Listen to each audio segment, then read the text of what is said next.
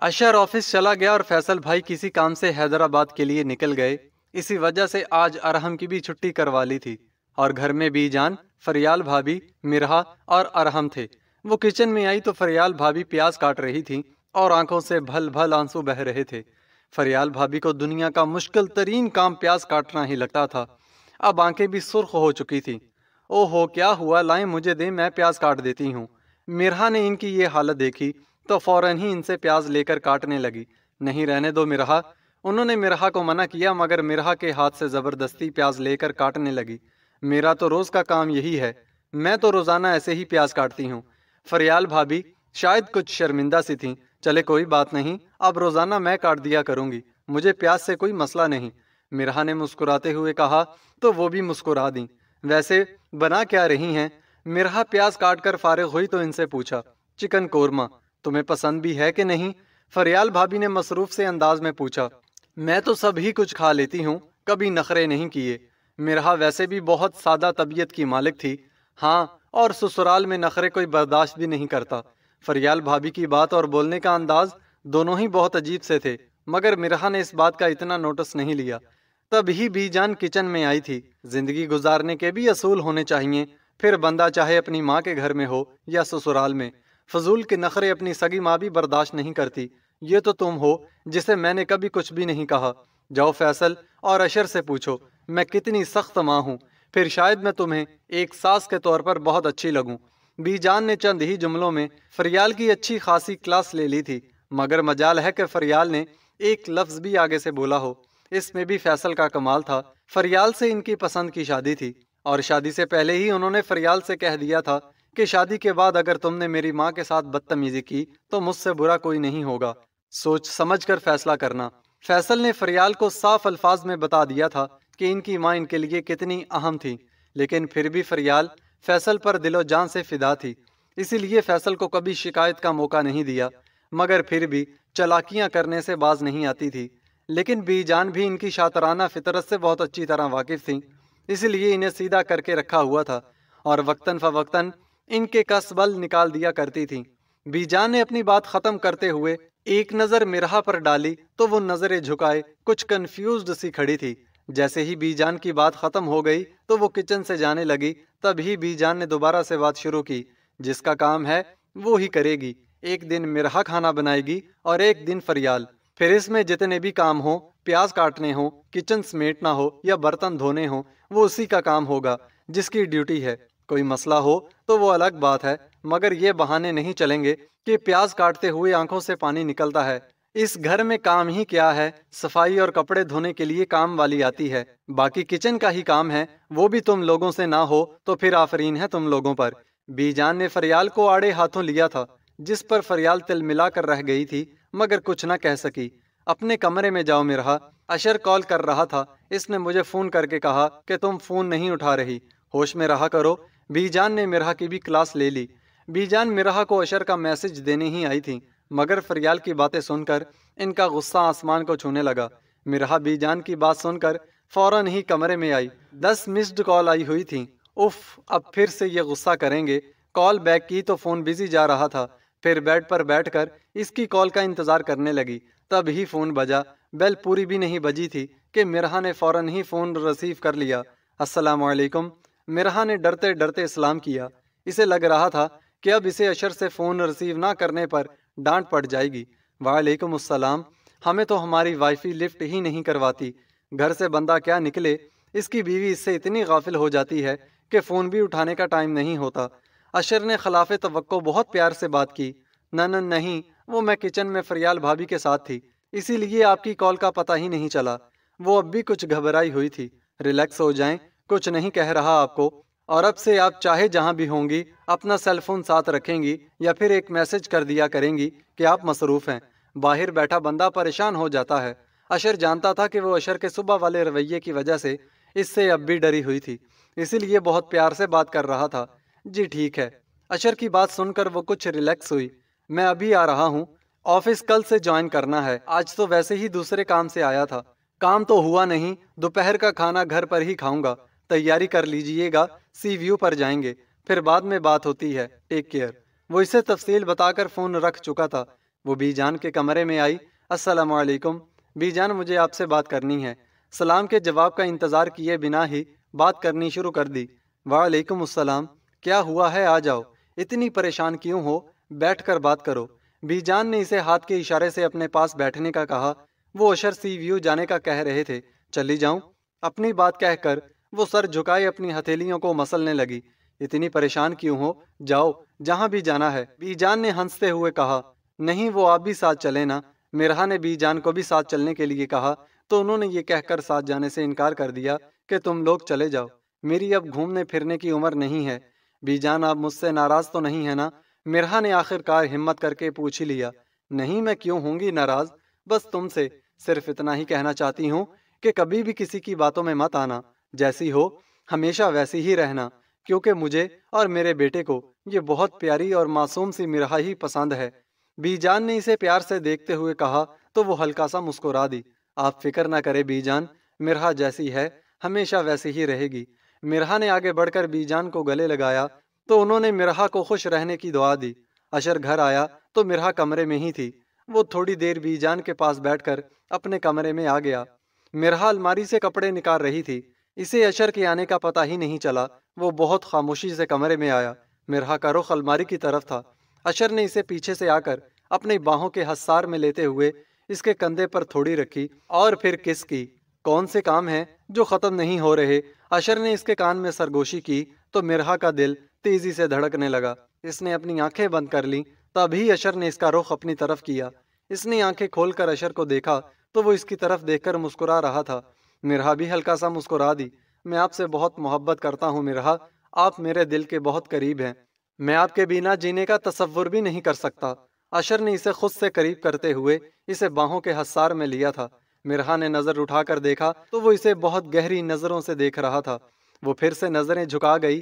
खामोश क्यों हैं आप? मुझसे लड़ते हुए तो बहुत जुबान चलती है, अभी बोलती बंद क्यों हो गई है? कब आप ही बात बात पर खफा हो जाते हैं? अशर की इस बात पर मिरहा ने इसे खफगी से घूरा। अच्छा, जल्दी से तैयार हो जाएं, खाना खाकर फिर निकलना है। अशर इससे दूर होते हुए फ्रेश होने के लिए वॉशरूम की तरफ बढ़ गया। वो दोनों अभी निकल ही रहे थे तभी अरम भागता हुआ आया। चाचू, मैं भी आपके साथ जाऊंगा। इसकी आंखों में बड़ी आस थी। तभी फरियाल भाभी तकरीबन भागती हुई आई थी। नहीं अरहम, बुरी बात। वो इसे हाथ पकड़कर ले जाने लगी तो मिरहा ने कहा, कोई बात नहीं, बच्चा है, जाने दें। तभी अशर ने इसे गोद में उठा लिया। मेरा शेर मेरे साथ जाएगा, ये कहते हुए अशर ने इसके गाल पर किस की। और अशर की इस बात पर अरहम की आंखें खुशी से चमकने लगी थीं। चाचू, I love you so much. Arham ने अशर के कंधे पर सर रखते हुए कहा तो अशर ने भी हंसते हुए इसके सर पर हाथ फेरते हुए इसके सारे बाल खराब कर दिए थे। वो लोग साहिल समुंदर पर हाथों में हाथ डालकर पानी की आती लहरों पर चल रहे थे और अरहम खुशी से भागता हुआ कभी दूर भाग जाता और कभी अशर के पास आ जाता। मुझे लगा कि आपको अरहम को साथ लाने पर शायद एतराज होगा। अशर ने मिरहा से अपने दिल की बात कही तो वो मुस्कुरा दी। मैं इतनी कमजर्फ नहीं हूँ, इस छोटे से बच्चे का दिल नहीं तोड़ सकती। बड़ा होगा तो समझ आ जाएगी इसे। और वैसे भी जब हमारे बच्चे होंगे तो हम इन्हें भी तो साथ ले जाएंगे ना। मिरहा की इस बात पर अशर ने दिल ही दिल में बीजान की पसंद को बहुत सराहा। वैसे बीजान ने बड़ी खानदानी बहू चुनी है। अशर ने इसके करीब होते हुए कहा तो वो झींप गई। बीजान खुद भी बहुत खानदानी है। वो बीजान की तारीफ किए बिना न रह सकी। हाँ, ये तो है। अशर ने मिरहा की बात पर तायद में सर हिलाया था। अशर, आज जल्दी घर जाना है, वो कुछ सोचते हुए बोली। क्यों? अशर ने इसकी तरफ हैरानगी से देखा। वो आज मुझे खीर पकानी थी ना, इसलिए। इसने अशर की तरफ देखते हुए कहा तो वो मुस्कुरा दिया। बीजान ने मुझे कहा था कि जा रहे हो तो मेरी बहू को खाना भी बाहर खिलाना। और अशर की इस बात पर मिरहा बहुत हैरान हुई। बीजान ने ऐसा कहा? मगर उन्होंने तो हम खाना खाएंगे फिर घर जाकर आप खीर बना लीजिएगा। अभी मिरहा की बात भी मुकम्मल नहीं हुई थी कि अशर ने इसे सारे प्लान से आगाह कर दिया। वो लोग रात 11 बजे घर पहुंचे थे। अरहम रास्ते में ही सो गया था तो वो अरहम को फरियाल भाभी के हवाले करके बीजान के पास आए थे। बीजान इन्हीं का इंतजार कर रही थी। अस्सलाम वालेकुम। मिरहा और अशर ने बीजान को सलाम किया तो उन्होंने दोनों को साथ देखकर बहुत खुशी से सलाम का जवाब दिया। अरहम कहाँ है? उन्होंने अरहम को साथ नहीं देखा तो पूछने लगी। वो रास्ते में सो गया था, इसीलिए फरियाल भाभी कमरे में ले गईं। अशर ने बताया, आज तो देर हो गई है, फिर सुबह में खीर बना लेना। बीजान जानती थी کہ مرہا اسی لیے پریشان تھی تو خود ہی اس سے صبح کھیر بنانے کا کہا۔ اشر اور مرہا دونوں کمرے میں آ گئے تھے۔ مرہا نے بایا اتارا اور پھر وضو کر کے نماز ادا کی، اور پھر اشر سے بھی نماز کے لیے کہا تو اس نے انکار کر دیا کہ بہت تھک گیا ہوں، نہیں پڑھ سکتا، مجھ سے بات مت کیجیے گا جب تک آپ نماز نہیں پڑھ لیتے۔ مرہا کو نماز کے معاملے میں سستی کرنے پر بہت غصہ آتا تھا، اور نماز کے لیے وہ اشر سے بھی لڑ پڑتی تھی۔ نہ چاہتے ہوئے بھی اشر نماز کے لیے اٹھ گیا، جانتا تھا کہ اگر نماز نہ پڑھی تو بیگم کا موڈ پھر سے آف ہو جائے گا۔ نماز پڑھ کر فارغ ہوا تو دیکھا مرہا اس کے کپڑے استری کر رہی تھی۔ ابھی استری کرنی ضروری ہے کیا؟ اشر اس کے قریب آیا۔ بس ہو گیا، مرہا نے کپڑے ہینگ کرتے ہوئے کہا۔ جلدی آ جائیں، کتنا انتظار کروں اب؟ یہ کہتے ہوئے اشر نے لائٹ آف کر دی۔ مرہا اس کے پاس آ کر لیٹی تو اشر نے اسے خود سے قریب کر لیا تھا۔ اشر اور مرہا کی شادی کو 4 مہینے گزر چکے تھے، تبھی مرہا کی امی کا انتقال ہو گیا۔ مرہا سوچ بھی نہیں سکتی تھی کہ ایسے یوں اچانک اس کی امی اسے چھوڑ کر اس دنیا سے چلی جائیں گی۔ اس کا تو رو رو کر برا حال ہو گیا تھا۔ وہ تقریباً 10 دن بھائی کے گھر رہ کر واپس اپنے گھر آ گئی تھی، مگر اسے اب بھی اپنی امی کے چلے جانے کا بہت دکھ تھا۔ حالانکہ اشر اس کا بہت خیال رکھتا تھا، مگر جب وہ اکیلی ہوتی تو بہت روتی۔ اس کے دل کو روگ لگ چکا تھا، وہ اب ہر وقت غم زدہ رہنے لگی تھی۔ اشر روزانہ اسے بھائی بھابھی سے ملوانے لے جاتا تھا، مگر پھر بھی جب بھی وہ اپنی امی کے کمرے میں جاتی تو بہت روتی۔ اشر اور احتشام اسے ایسے روتا دیکھ کر خود بھی پریشان ہو جاتے، مگر وہ سمجھتی ہی نہیں تھی۔ اس کی آنکھیں اب ہر وقت نم رہنے لگی تھیں۔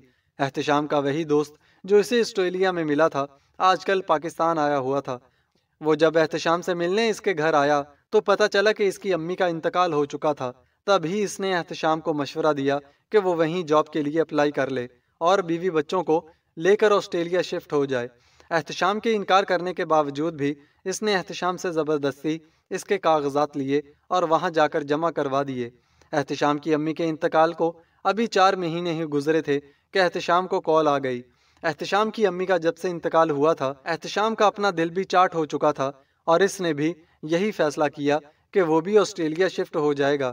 اس نے جاب کے لیے اپلائی کیا تو کمپنی والوں نے اسے بلا لیا تھا۔ اپنی امی کے انتقال کے 7 مہینے بعد وہ آسٹریلیا شفٹ ہو گیا، اور مرہا تو پہلے ہی اپنی ماں کے انتقال کی وجہ سے ہر وقت غم زدہ رہتی تھی، اور اب اسے بھائی کے چلے جانے کا بھی بہت دکھ ہوا۔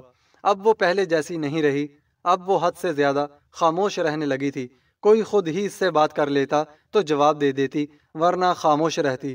اشر بھی مرہا کی یہ حالت دیکھ کر پریشان رہنے لگا تھا۔ وقت پر لگا کر اٹھتا رہا۔ مرہا اور اشر کی شادی کو 1.5 سال گزر گیا۔ وقت گزرنے کے ساتھ مرہا کچھ سنبھل چکی تھی، مگر اب بھی کبھی کبھار اداس ہو جاتی۔ اس کو زندگی کی طرف واپس لانے میں اشر کا ہاتھ تھا، وہ ہمیشہ اس کی دلجوئی میں لگا رہتا۔ آج اتوار کا دن تھا اور اشر گھر پر ہی موجود تھا۔ فریال بھابھی اپنے میکے گئی ہوئی تھیں۔ گزشتہ رات ان کی امی کی طبیعت اچانک سے خراب ہو گئی تو وہ رات وہیں رک گئی اور اب تک نہیں آئی تھیں۔ البتہ فیصل بھائی رات میں آ گئے تھے، مگر دوپہر میں پھر سے سسرال چلے گئے۔ اشر دوپہر کا کھانا کھا کر فارغ ہوا تو بی جان نے اسے بات کرنے کے لیے اپنے کمرے میں بلا لیا۔ تھوڑی دیر بی جان کے پاس بیٹھ کر کمرے میں آیا تو مرہا کا انتظار کرنے لگا، مگر وہ کام میں لگی ہوئی تھی، شاید اسی لیے آ ہی نہیں رہی تھی۔ وہ کام سے فارغ ہو کر بی جان کے پاس گئی تو دیکھا وہ سو چکی تھیں، اور وہ پھر سے اپنے کمرے میں آ گئی۔ کمرے میں آئی تو اشر گہری نیند میں تھا۔ مرہا کی عادت تھی کہ جب اشر اس سے پہلے بیڈ پر جا کر سو جاتا تو وہ کبھی بھی بیڈ پر نہیں جاتی تھی، صوفے پر ہی سو جایا کرتی تھی، کیونکہ اشر کی نیند بہت کچی تھی اور وہ فوراً سے جاگ جاتا۔ مگر آج وہ بیڈ پر اشر کے پاس ہی آ کر اسے دیکھتے دیکھتے سو گئی۔ اشر، آپ میرا سب کچھ ہیں، مرہا آپ کی وجہ سے زندہ ہے، بس آپ اپنی مرہا سے کبھی بھی بے وفائی نہ کیجیے گا، مرہا آپ کے بنا مر جائے گی، جیتے جی مر جائے گی۔ وہ گہری نیند میں تھا۔ جب مرہا کی آنکھ کھلی تو اسے دیکھتے ہوئے وہ دل ہی دل میں اس سے مخاطب تھی۔ اشر کی آنکھ کھل گئی، جانے اسے کیسے پتا چل گیا کہ مرہا اسے دیکھ رہی تھی۔ اشر نے مرہا کی طرف دیکھا تو اس کا چہرہ آنسوؤں سے بھیگا ہوا تھا۔ کیا ہوا مرہا؟ اشر یکدم ہی اٹھ کر بیٹھ گیا۔ میری جان، آپ کیوں رو رہی ہیں؟ کیا آپ نہیں جانتی کہ آپ کے آنسو مجھے تکلیف دیتے ہیں؟ اشر نے مرہا کے آنسو صاف کرتے ہوئے کہا تو وہ بھی اٹھ کر بیٹھ گئی۔ مرہا نے اشر سے قریب ہو کر اس کے کندھے پہ سر رکھا تو اشر نے اسے اپنی باہوں کے حصار میں لے لیا۔ اشر، مجھے سب چھوڑ کر چلے گئے، آپ مت چھوڑیے گا۔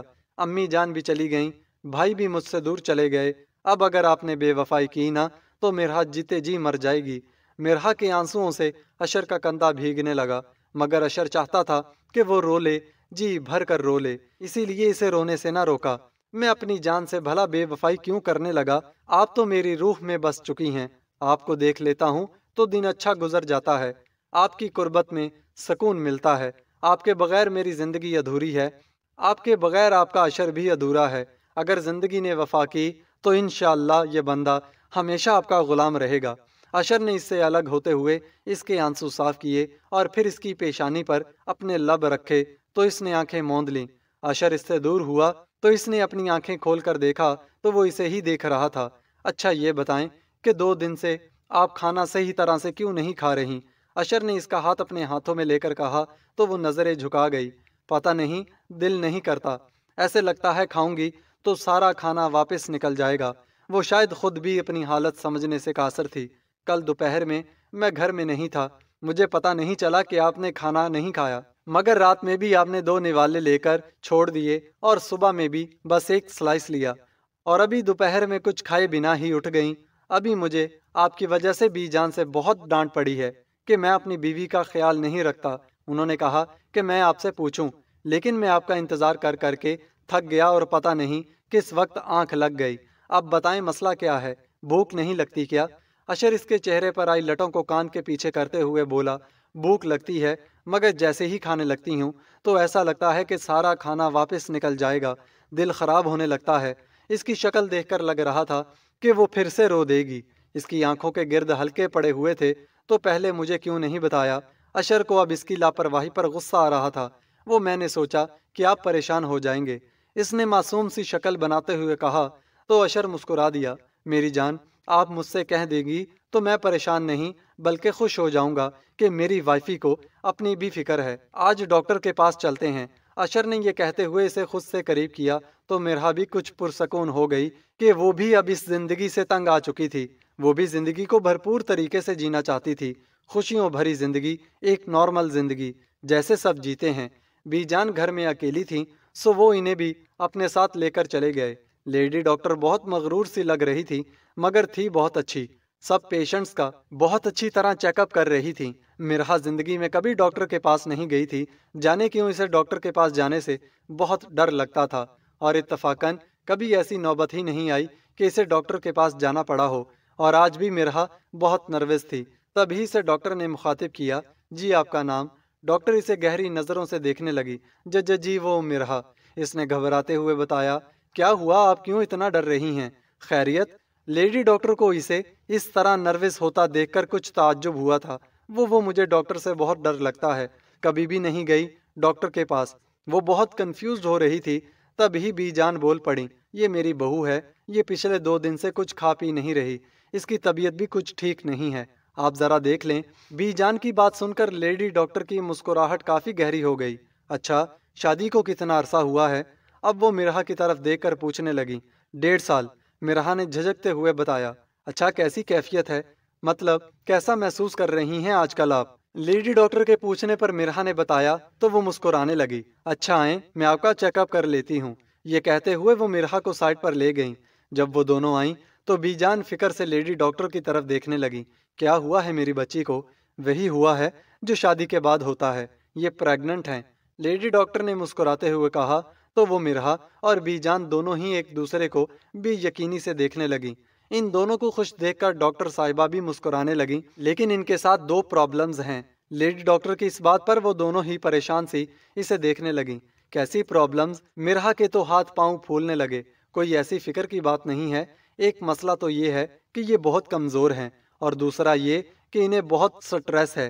ایسی کنڈیشن میں ٹینشن یا سٹریس لینے کی وجہ سے بچے پر برا اثر پڑ سکتا ہے، اس لیے کوشش کریں کہ خوش اور ریلیکس رہیں۔ لیڈی ڈاکٹر نے کچھ دوائیاں اور ملٹی وٹامن کی ٹیبلٹس لکھ کر دیتے ہوئے اسے تنبیہ کی تھی۔ وہ اصل میں ان کی امی کی ڈیتھ ہو گئی اور پھر بھائی بھی باہر کے ملک شفٹ ہو گئے ہیں، تو اسی لیے یہ بہت سوچتی ہیں۔